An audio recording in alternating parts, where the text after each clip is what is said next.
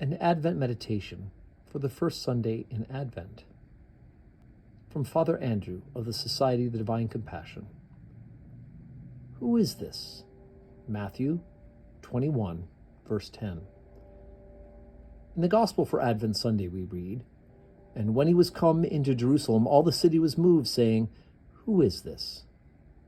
And the multitude said, This is Jesus the prophet." That was a wholly insufficient answer. Angels could have told them that this was the divine person of the everlasting Son, making his progress to the place of sacrifice.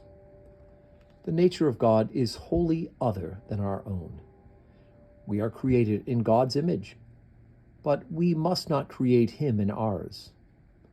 The life of God in its most immense richness and spiritual priority existed before ever he called a creature into being. We are not necessary to God.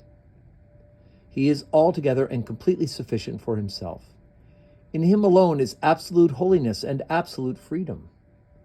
St. Augustine has a very deep thought that God's freedom is his holiness. He says, whereas this is already a great freedom to be able not to sin, here is the perfect freedom to be not able to sin. It is quite impossible for God to sin. If sin could have come into his nature, he would not have been God. If we ask ourselves, who is this?